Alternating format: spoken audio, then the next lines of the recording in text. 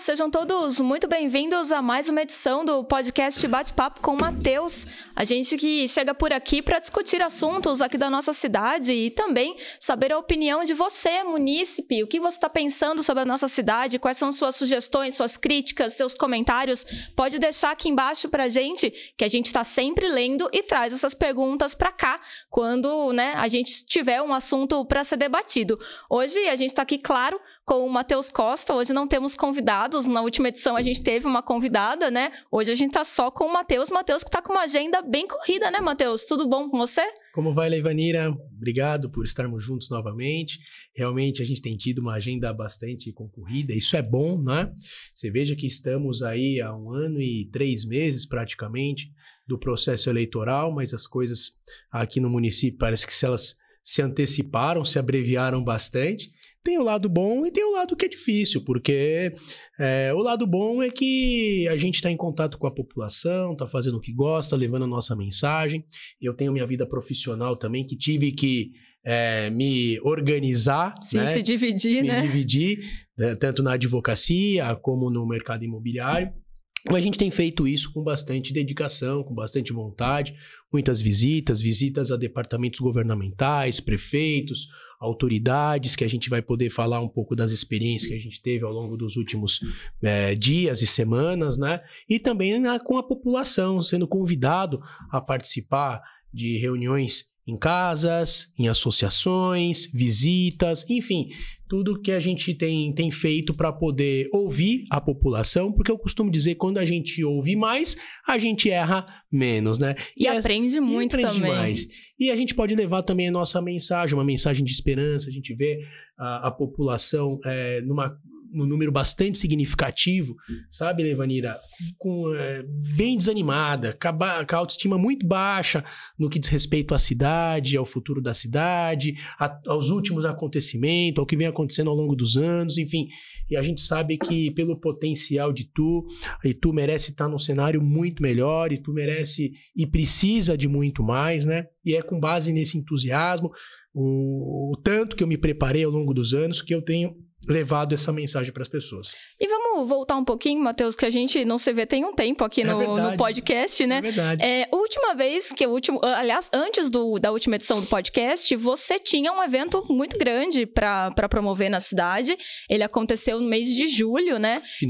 Finalzinho de julho, com presença do secretário Gilberto Kassab, de várias autoridades aqui da região. É verdade. Eu queria que agora, baixado a poeira aí de todo esse evento, você falasse um pouquinho de como foi esse evento, de como foi ouvir todas aquelas pessoas, ver todo aquele povo que se reuniu ali para te apoiar, para mostrar, né, que tá do teu lado, que acredita nas suas ideias, nessas novas ideias que você tem proposto.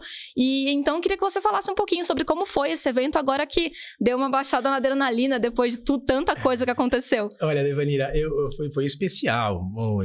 Você pôde estar presente e eu fiquei muito feliz com tudo que aconteceu. O presidente nacional do nosso partido, Gilberto Kassab, eu sou presidente municipal do PSD, ele também é secretário de governo do atual governador Tarcísio de Freitas, né, do governo de São Paulo, deputado estadual, deputado federal, prefeitos. Realmente foi um evento maravilhoso, bastante gente, muita gente, num sábado de manhã, 8h30 da manhã. Pois é, tava frio, exato. Fazia frio, e a gente organizou em 5 dias. O Kassab me ligou na segunda-feira daquela semana e disse: olha, Matheus, a gente tem uma agenda no interior no sábado por volta das 11 horas da manhã. Eu consigo passar em Itu entre 8h30 e 9 horas. Falei: presidente, missão dada, aqui é missão cumprida, vamos lá. E colocamos isso já era tarde na segunda-feira, quase no final do dia. Então, a gente, bem dizendo, tivemos 4 dias para poder pôr o evento de pé. E deu tudo certo, foi um sucesso. Ele ficou muito satisfeito. Ele é um grande estrategista, ele é um grande analista político. Ele ficou muito feliz com o que viu. Ele fez ali avaliações de futuro muito boa, por sinal. Diz que ele é pé quente. Muito pé quente. E eu fiquei muito feliz, porque uma pessoa do tamanho do Kassab, né, da política nacional, eu costumo dizer que tem 3 ou 4 no Brasil, né? Presidente de um dos maiores partidos do Brasil, presidente do Senado, a maior bancada no Senado, 3 governadores, prefeitos de cidades importantes no Brasil e o Kassab, que é esse grande líder, articulador, e comprou de fato o nosso projeto, comprou de fato a nossa ideia e acredita, mais do que isso, acredita que a gente tem condições no futuro, sendo escolhido nas convenções, na sequência ser eleito prefeito e posteriormente fazer um grande mandato, que é o que a cidade precisa. Não dá mais para perder tempo. A cidade precisa de mais, a cidade merece muito mais, e é com essa força e com esse entusiasmo que eu tenho levado a mensagem. E depois desse evento, você seguiu aí uma agenda completamente cheia de reuniões e de encontros. Você esteve também lá em São Paulo com o secretário de Turismo, Roberto de Lucena, né?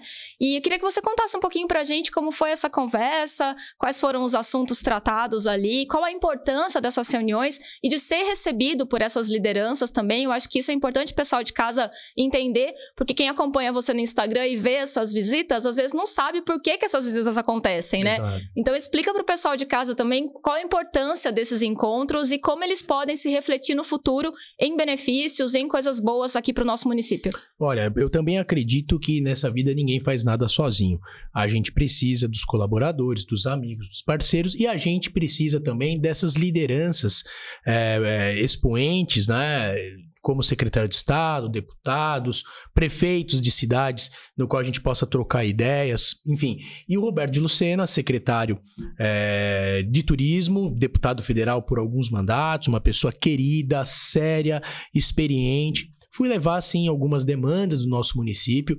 Itu é uma instância turística, né? Então, a gente tem ali a participação de uma verba anual do DAD, mas a gente pode ampliar ainda mais essa parceria com o governo do estado. E como é que você faz isso? Com relacionamento. Exato. Com relacionamento, com parcerias, com humildade, chegando lá e conversando mesmo e apresentando as necessidades do município. E o secretário Roberto de Lucena, que eu quero deixar um abraço fraterno. Obrigado, secretário, pela recepção, pelo carinho que nos recebeu, e colocar a Secretaria do Turismo do Estado de São Paulo de portas abertas para o município. Então, a gente tem trabalhado em cima de algumas ideias, de algumas demandas.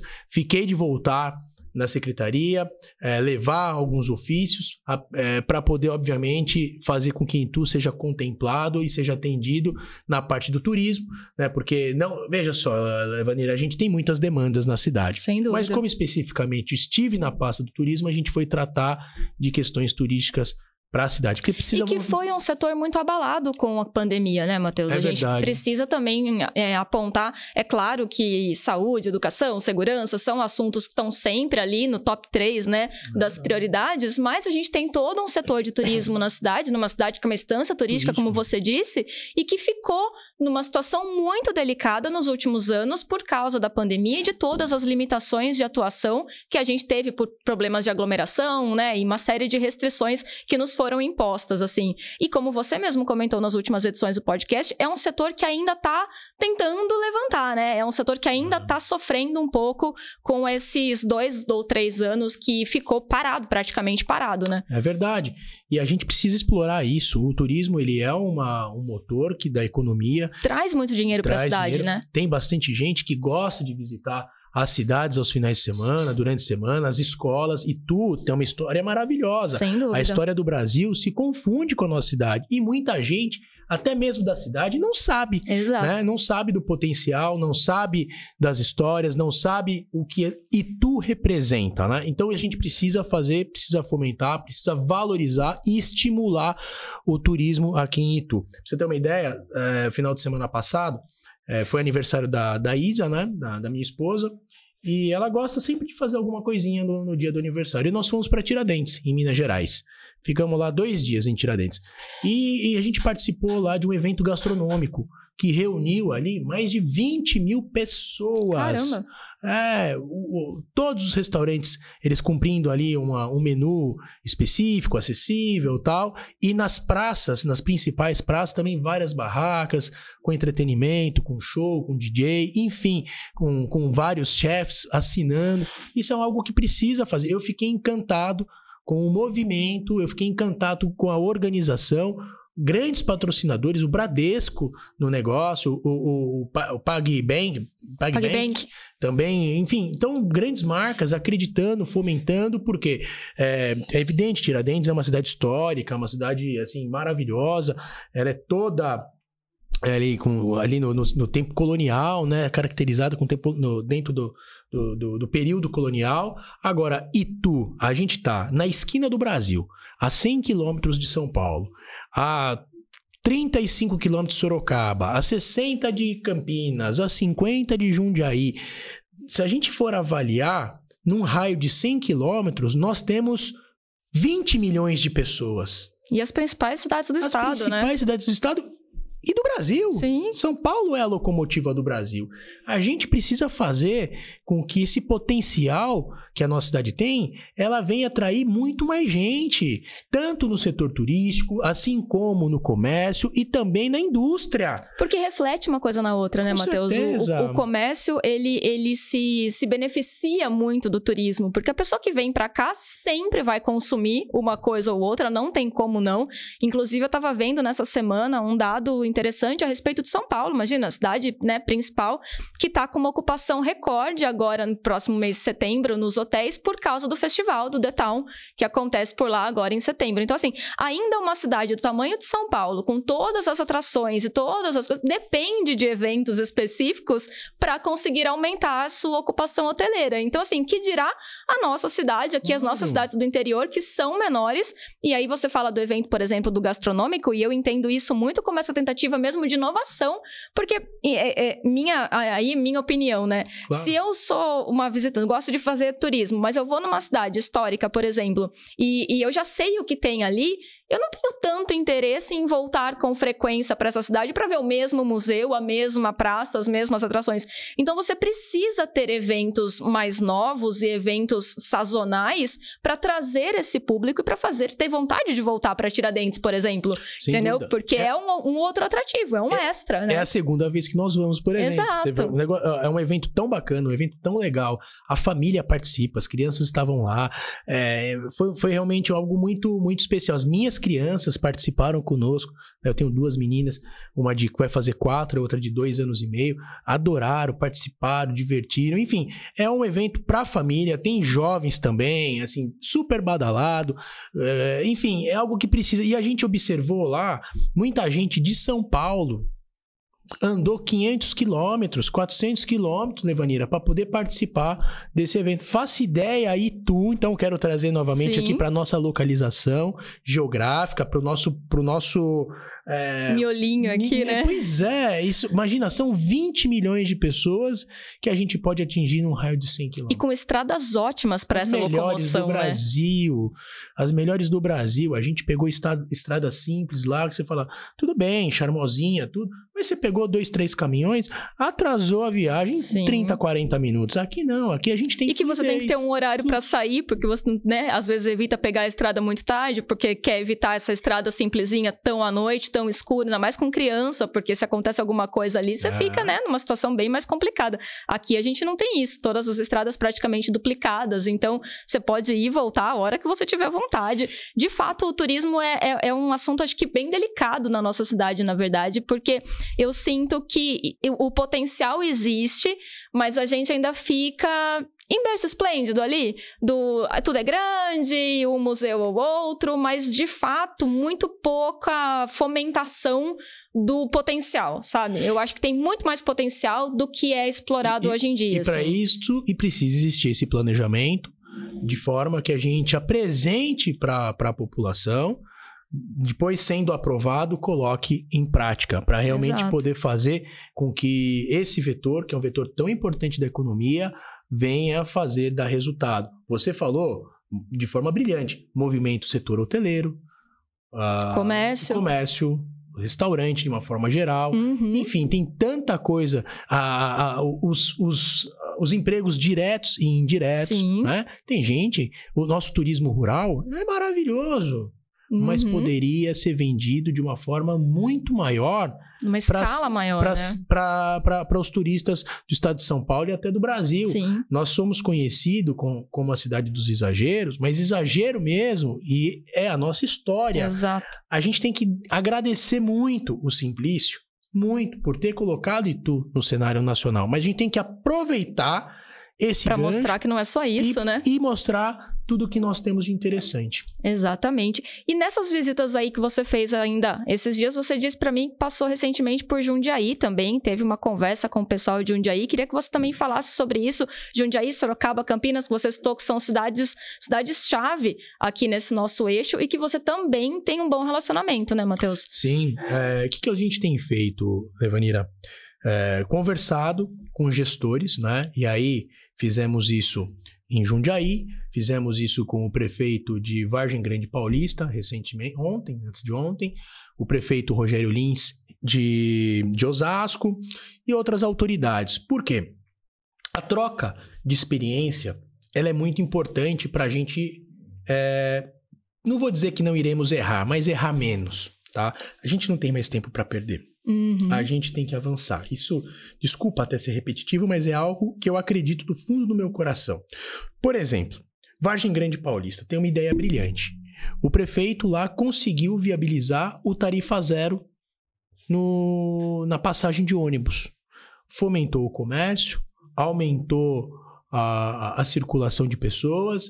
Ele conseguiu trazer dentro de um formato no qual não está onerando tanto assim a prefeitura, era um subsídio que já existia, e através de uma fórmula super interessante, tá aí um grande projeto para a cidade. Osasco, investiram demais em tecnologia. Hoje, uma das cidades que leva o maior número de startups do Brasil, e a startup unicórnio, que é aquelas que passam de 1 bi do valor agregado, valor de mercado, do mercado, na Bolsa de Valores e tudo mais, as maiores estão em Jundiaí. Desculpa, estão em Osasco. Mercado Livre, Uber e tantas outras que a gente poderia nominar aqui. Jundiaí tem uma qualidade de vida maravilhosa. É uma das melhores cidades também em qualidade de vida para se viver. Então, assim, a gente tem que buscar as boas experiências, as boas práticas, trazer para a realidade da nossa cidade e então começar a trabalhar para que ela seja implementada. Porque as pessoas, é evidente que a gente não tem a pretensão e nem acha que precisa ter uma cidade de 500 mil habitantes, claro, de 600 mil habitantes, mas a gente precisa dar qualidade de vida para os 180 a 170 mil habitantes que nós temos aqui. Exato. Nós precisamos fazer de forma com que a segurança para as pessoas... Nós temos aí GCMs aguerridos, nós temos aí a polícia militar que está sempre presente, a polícia civil, mas fazer com que as polícias, utilizando aí a tecnologia, possa se comunicar, possa trabalhar de forma integrada e melhorar ainda mais a qualidade de vida e a segurança dos ituanos. Nós temos que investir na vinda de empresas do setor de tecnologia. A remuneração é muito melhor. Essa moçada que está vindo aí, os jovens, estão todos conectados. Sim. Veja só, a gente que é um pouco mais velho, assim, dessa garotada, dessa juventude, eu tenho 41 anos, fiz recentemente, né? Quando eu tinha 16, 17 anos, tava se falando em internet, mas a coisa ainda não tinha começado. Celular era aqueles mais antigos, era o tijorola, né? Tijorola que falavam, né? Pensa que hoje nós temos um computador da mais alta tecnologia, de última geração, na palma da mão. Isso faz tudo. Isso faz desde uma minissérie até uma entrevista, passando por um texto, pesquisa e um podcast e uma live e tantas outras coisas que há 20 anos atrás... A gente nem sonhava. Então, essa é a nova geração. Inclusive, eu estava vendo esses dias também uma matéria do pessoal falando que assim como o inglês foi cobrado da nossa geração, porque quem tinha o inglês na nossa geração era um diferencial gigantesco, hoje em dia, para essa geração mais nova, é a linguagem de programação. Sem dúvida. Porque quem souber inglês, mas não souber a linguagem de programação, vai estar perdido no mercado, porque daqui para frente as profissões, a gente até brinca, que já existem hoje profissões que a gente nem sonhava que existiria quando a gente se formou. É verdade. E as pessoas já atuam nessas áreas. então, se o salto foi tão grande num curto espaço de tempo, porque eu tô falando aqui de 12, 13 anos, quando eu me formei, e hoje já existem profissões na minha área que não existiam quando eu saí da faculdade, imagina como vai se dar esse avanço nos próximos 10 anos para essa garotada, para suas filhas, por exemplo. Olha, a Manu e a Rafinha, elas já conseguem escolher no YouTube o que elas querem assistir. Claro, a gente tem todo um cuidado, tal, mas elas já conseguem... A familiaridade já tá ali, né? conseguem manusear o iPad, o celular da mãe, o meu celular. É incrível. Então, elas já estão crescendo nesse ambiente. E os jovens também, quando a coisa começou a acontecer de uma forma mais acentuada, 12 anos atrás, como você bem disse, um jovem hoje de 20 anos tinha 8. Então ele também pegou... Sim. Eles sabem tudo. Se a gente não fizer um trabalho com foco nessa nova geração, pegando aí o menor aprendiz até os 20, 25, 30 anos, a gente tem que cuidar desse pessoal, porque senão eles vão ter que sair de Itu para trabalhar. Vai ter que trabalhar nas empresas de tecnologia de Sorocaba, de Osasco, de Barueri, de Jundiaí, sendo que a gente tem todo o potencial, a gente tem logística, a gente tem localização, a gente tem espaço, a gente tem de tudo para poder atrair esse mercado, mas infelizmente a gente não tem visto isso acontecer. E perder mão de obra é sempre um problema, né, Matheus? Porque a gente forma essa mão de obra, a gente tem faculdades muito boas aqui no nosso entorno, a gente forma esse profissional para perdê-lo lá na frente, né? Então acaba sendo até não inteligente do ponto de vista mesmo de arrecadação.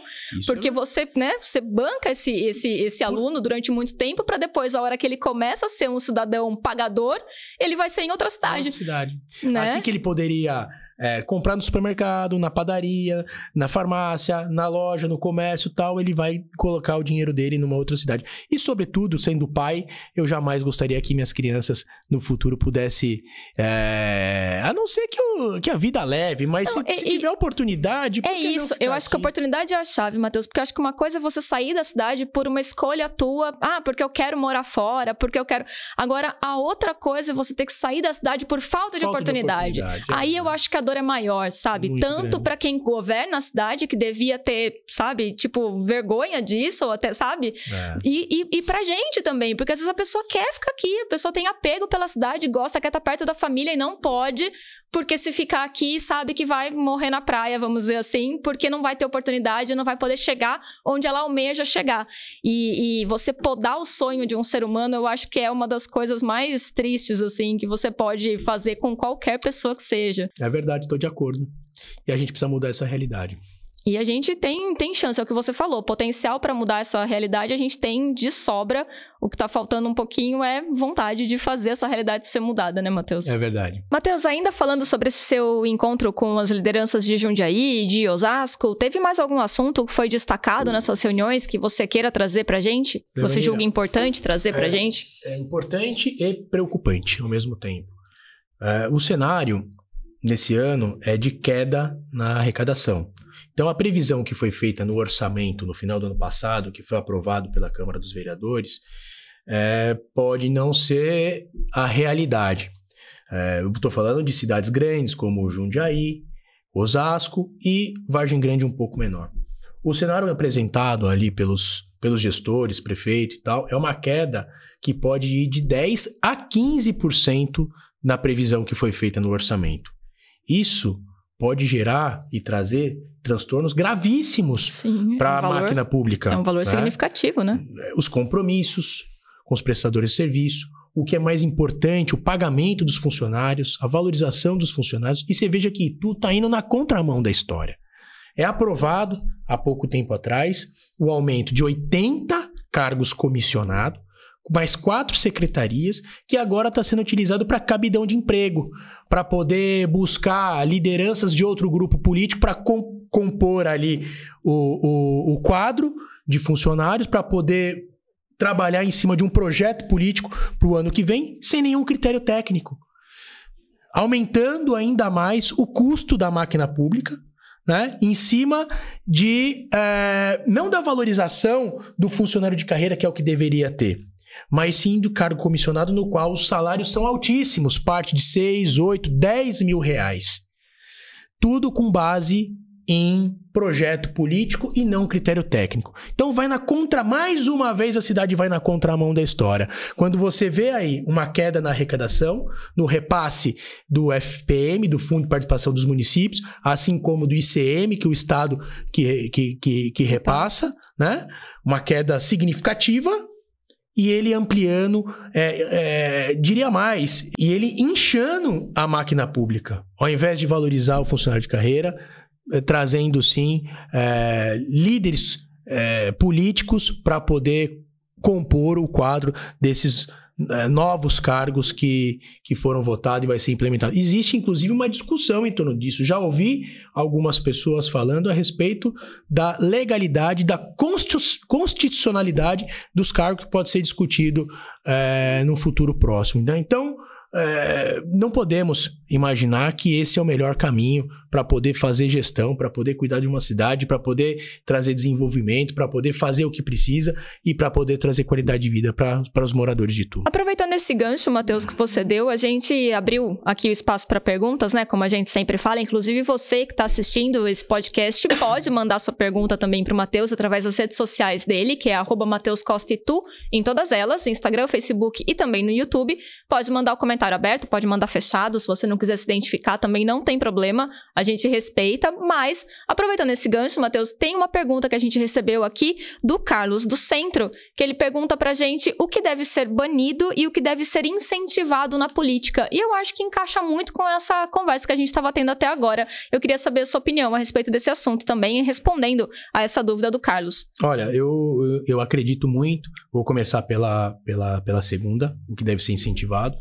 E eu acredito muito que as pessoas que se colocam à disposição para estar na vida pública, ela tem que ouvir mais as pessoas, poder entender o sentimento e as dores. Porque falar, olha, vou sentir a sua dor, só quem está sentindo aquela dor é que sabe o que está passando, a dificuldade que está passando, a necessidade que está passando. Mas ter a sensibilidade para entender a real dificuldade e aí então buscar uma alternativa, buscar uma solução, se colocar à disposição e resolver as necessidades da pessoa, isso é necessário, mas isso precisa gostar de gente, isso precisa ter o ouvido aberto para poder saber de fato quais são as demandas.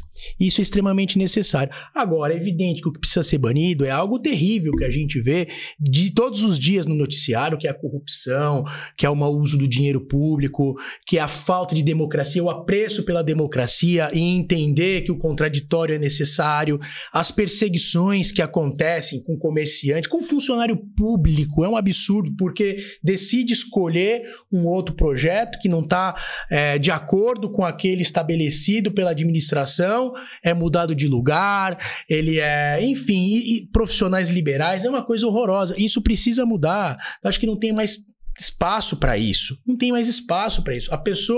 A gente vive a lei da semeadura, eu acredito muito nisso. Se a gente plantar batata, não vai colher chuchu, vai plantar batata, vai colher batata. Então, essa troca com as pessoas, essa relação, com as pessoas, de estar aberto, de ouvir e virar a página da perseguição e virar a página de tudo aquilo que não está de acordo com o que a população almeja, com aquilo que a população espera. As pessoas esperam uma liderança no qual ela pense efetivamente nos problemas da cidade e façam e tragam soluções para o problema da cidade, trazendo qualidade de vida, trazendo uma melhora significativa para a vida das pessoas. Não tem outra função o servidor público, e o prefeito é um servidor público, que não seja servir o público, servir a população. Já diz, né, o nome. Enfim, então é com essa vontade que a gente tem que estar aberto para poder debater, para poder discutir, para poder ouvir as pessoas e receber e aceitar o contraditório, porque as pessoas melhoram, viu? Quando vem uma crítica construtiva, uma crítica ponderada, uma crítica que eu analiso, eu reflito e falo, poxa, realmente é necessário corrigir a rota aqui, vamos melhorar. Agora, ataque por ataque, hater, política do quanto pior, melhor, eu acho que essa política não agrega, não ajuda e não resolve. Agora, quando é feito com inteligência, quando é feito com alto nível, quando as críticas são feitas de forma construtiva, ela tem que ser aceita, ela tem que servir de reflexão. Minimamente, né? Para que haja uma correção de rota, para que haja ali uma forma de você conduzir com as pessoas de acordo com o que elas esperam. É claro que tem que ter posicionamento firme, é claro que você tem que tomar decisões, e as decisões muitas vezes não agradam elas não são unânimes, né? Não dá para ser de forma unânime, mas tem que ter coragem. Mas, sobretudo, respeito com as pessoas, que é o que falta, que é o que tem faltado no nosso município. E é o que você falou, a gente só entende o outro quando a gente se coloca no lugar, né? Então, eu acho que às vezes nem todo mundo que discorda de você necessariamente está contra você. Claro. É só uma questão mesmo de que para ele aquela situação funciona de uma outra forma e tudo bem. E a gente segue junto, né? O baile segue. Mas eu acho importante isso mesmo eu sinto que as pessoas, às vezes, depois de chegarem em locais onde elas buscavam muito chegar, seja um cargo público ou não, ou seja um cargo, às vezes, dentro de uma empresa privada e tal, mas eu sinto que ela se desliga um pouco da essência do que deveria ser qualquer pessoa naquela posição, né? Que é o que você falou, o servidor público tá ali única e exclusivamente para servir o público, mas parece que em determinado momento vira-se uma chave e a pessoa começa a servir a ela mesma, né? Vira a imposição dos meus interesses acima de qualquer coisa. Os meus desejos, e isso é extremamente perigoso, até é péssimo para a democracia, inclusive, né? Não só para o andamento da cidade, mas para a democracia como um todo. Mais pergunta que chegou por aqui, Matheus, também, a pessoa está perguntando de indústrias, e essa pediu para não se identificar. Por que as indústrias não escolhem vir para Itu? Se é só uma questão de incentivo fiscal ou se tem mais coisa nessa história. Olha, aí? O incentivo fiscal, ele é necessário, ele é extremamente importante. Veja que o Jacaré, o Bonfim, o Pinhal aqui em Cabriúva fez um trabalho de incentivo fiscal e facilitou a ida das empresas para lá, desburocratizou. É isso que é preciso fazer no nosso município. E o prefeito, ele tem que brigar, ele tem que buscar para que essas empresas venham. Aqui, a gente não vê isso acontecer. A gente vê uma Toyota que era para ter vindo para cá e foi para Sorocaba e um braço dela para Porto Feliz. A gente vê uma Avon que diziam que era para ter vindo para cá e acabou escolhendo o Cabriúva. A gente não pode mais entrar numa briga e perder. A gente precisa fomentar, sim, a industrialização. É através disso que a gente vai trazer riqueza interna. A carteira assinada é dignidade. As pessoas que participam de um programa social, elas estão lá porque precisam, não é porque querem. Elas querem mesmo é poder trabalhar, elas querem mesmo é poder pagar as contas, elas querem mesmo é levar comida para casa. Então, a política de incentivo fiscal é necessária, a gente vai fazer uma política de incentivo fiscal, a gente pretende fazer uma política de incentivo fiscal extremamente agressiva, a gente vai facilitar, vai desburocratizar, e o zoneamento da cidade é algo também fundamental. A gente perdeu muitas pequenas e médias empresas para Salto, por exemplo, porque o zoneamento lá tem muito mais flexibilidade do que o nosso. Aqui, determinado zoneamento restringe apenas as rodovias. Mas na rodovia, uma pequena e média empresa não faz sentido. Eles vendem por alqueire, eles vendem 10 mil metros, 20 mil metros, 50 mil metros, sendo que a pessoa precisa 300 metros. 500 metros, quando muito. Então, é essa forma de repensar a cidade que o próximo prefeito tem obrigação de fazer.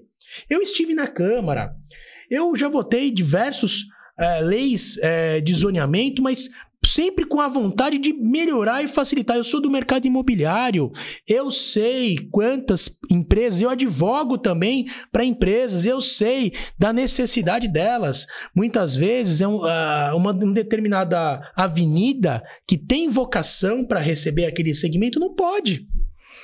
Não pode, porque tem que ter nos X metros quadrados, mas veja só, ele atende 20, 30 funcionários, aquela determinação é para 200 funcionários. Ou seja, não está pensando no pequeno e no médio empreendedor. E eu tenho certeza que você, que já passou por isso, que sabe do que eu estou falando, os contadores da cidade sabem disso.